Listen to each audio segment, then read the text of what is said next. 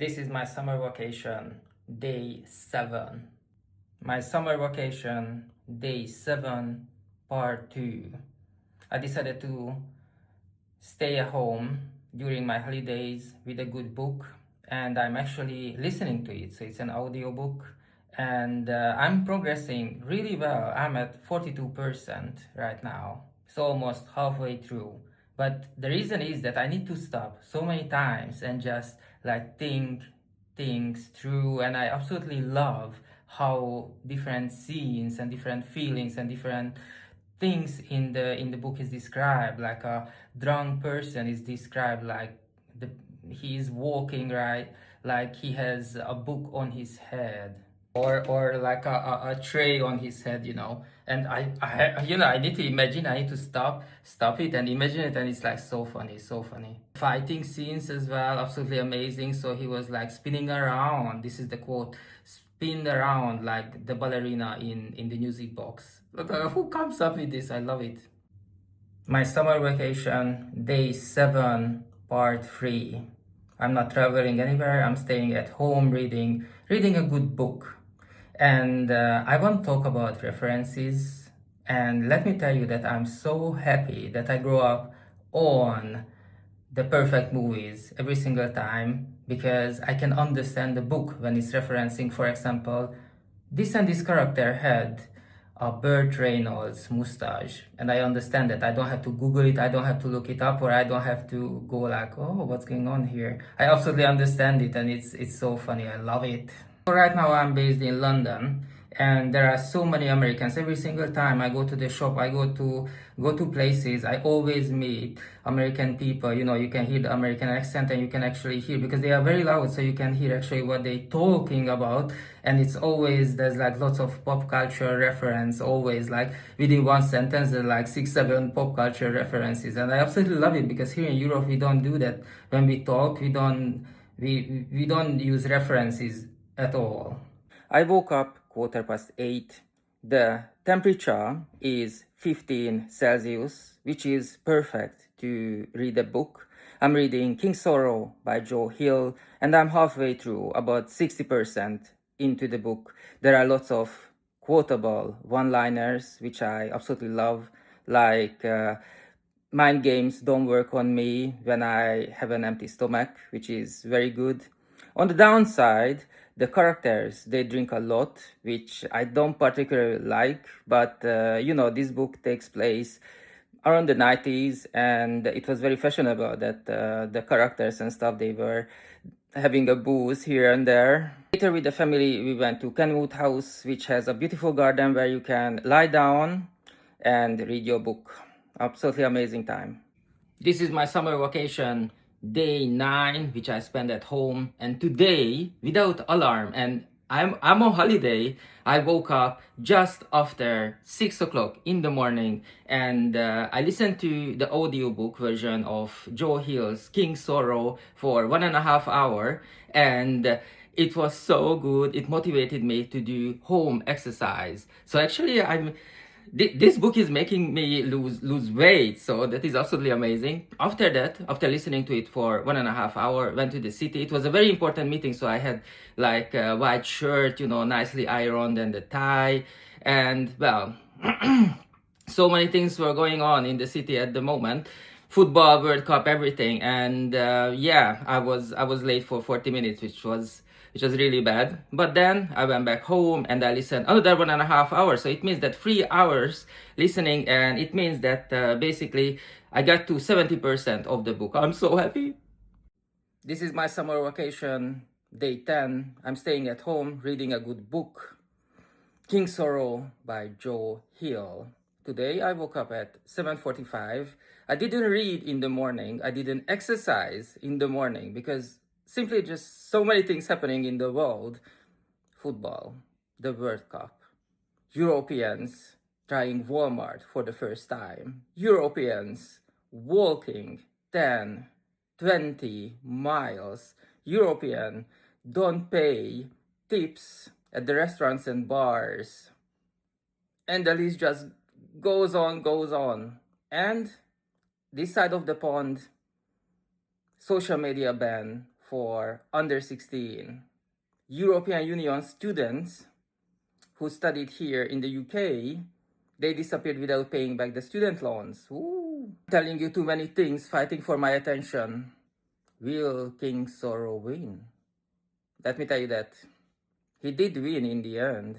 Progressing in the book called King Sorrow by Joe Hill. I hope there will be a special edition which weighs like a ton and there's an colorful illustration on every second page. That would be absolutely awesome. At this moment, my biggest fear about this book that it will have an open ending. Please don't. Sometimes yes, it works very well, but not here. Please close every single storyline, every single character. You know, Marvel movies, when a character, a well-known character, just steps into the scene and everyone is like cheering in the cinema. This is how I felt when there were like, not name dropping, but like brand dropping in the King Sorrow book, because I live in London for a very long time, and when I saw, oh my god, Nero Coffee, and when I saw Fortnum and Mason, I was like, oh my god, chill run down on my spine, because it places the story in the real world. And this is very real for me because I see Nero Coffee every single day.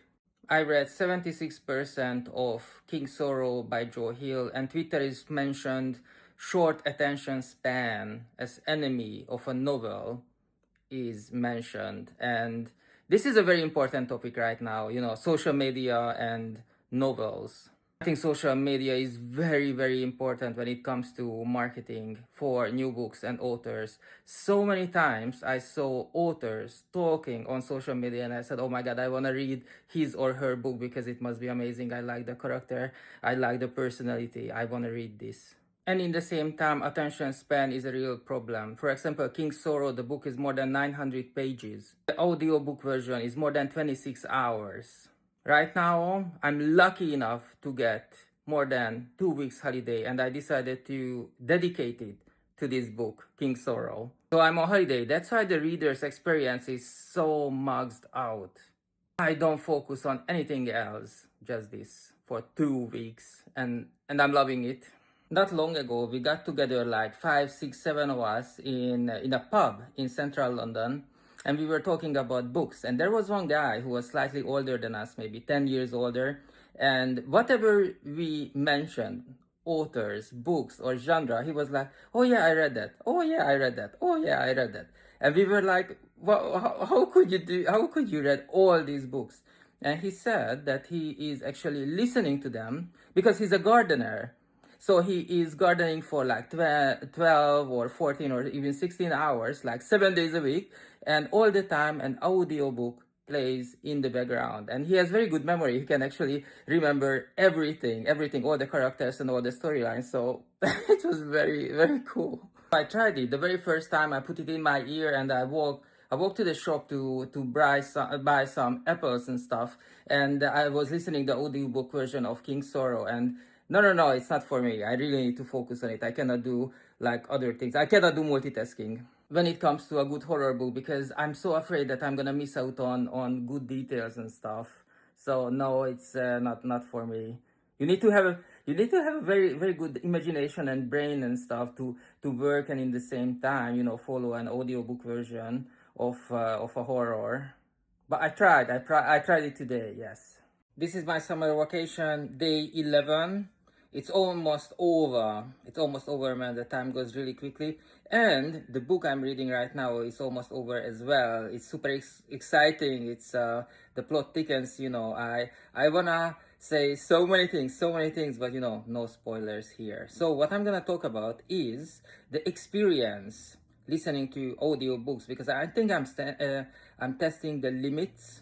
So I try to listen to it on public transport. It doesn't work because there's always something going on around me, like a woman gets a nervous breakdown, and you know, I need to listen to it. I want to know what's going on exactly. Or going to the shop with the family, and you know, they are remarking the products and the food and the drinks, and I really need to listen to them. And sometimes, you know, they ask me to move heavy things, so I cannot focus on the audiobooks and all the things. And it's very interesting now because every single episode in the book, it takes place in a different year, And I always stop and thinking what I've done actually in that year. For example, what have I done in 2006? And I was remembering and what kind of year that was. It was a terrible year actually, but the next year, 2007, was quite good because that was the first time I went to Paris.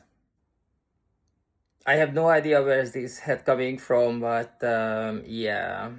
Whenever I put it on, it kind of feels like sort of like Indiana Jones head, but then I see it myself on a picture or something, and it's not Indiana Jones at all. But I like it. It's absolutely fine.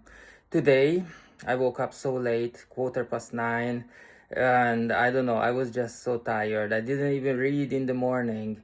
It was exactly the opposite how it was yesterday. Yesterday I woke up very early and the window was open and birds were singing and it was absolutely fantastic. Today it's oh my god, 9:15. It was a family day today, so it was absolutely amazing. Lots of things needed to be sorted out and everything was done. And highlight of the day was especially, oh my god, the sushi. I haven't had sushi for such a long time. It was absolutely amazing. I didn't read all day, so at night before going to sleep I basically rushed it 70 minutes reading because I didn't want to leave a day out of reading. So that was today. It was very good. Do you know what is the number one benefit of reading King's Sorrow by Joe Hill? Well, is that you learn to appreciate your family more.